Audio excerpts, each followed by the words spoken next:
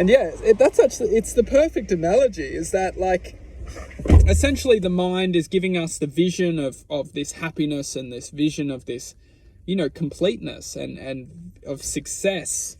And then we're going out for this success within the thoughts, the seeds of the mind. And then only to realize that eventually we're basically trying to put our hands out, into, because we just want to feel, ultimately what we want to feel within this world is connected.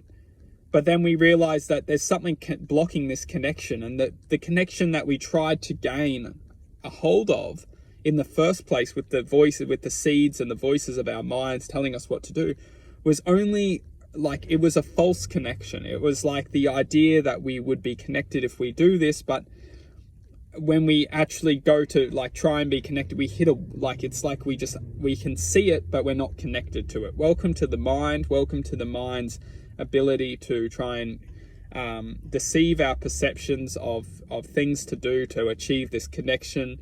It gives us the imagination to form the connection. It allows us to go out and try and connect.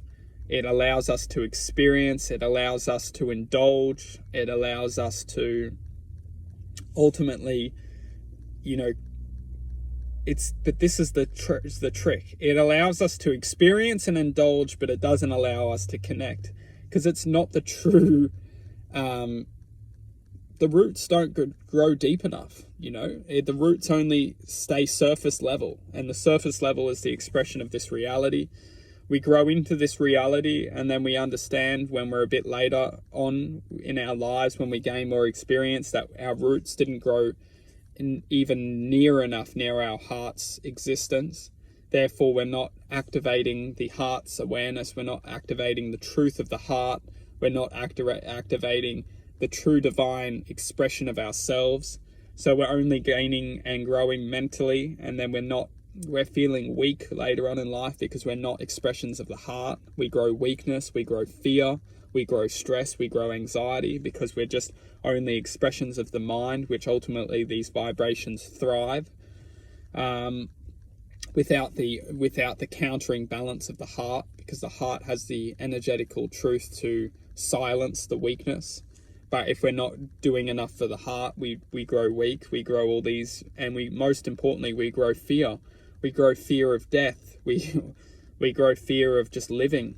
And then when we get to these later years in life, we understand that the mind's thoughts, which were following the mind and following the dictatorship of the mind, they were only growing us to weakness. And this is ultimate. Welcome to planet Earth.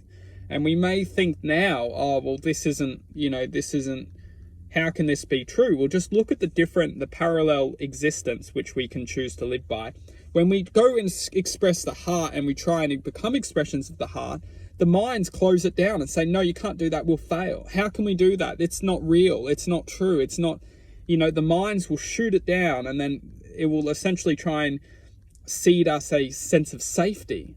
The mind will produce a sense of safety or a sense of realism within this reality of, no, we must do this in order to be safe, but then we understand that safety was really just suppressing our true infinite potential or true self.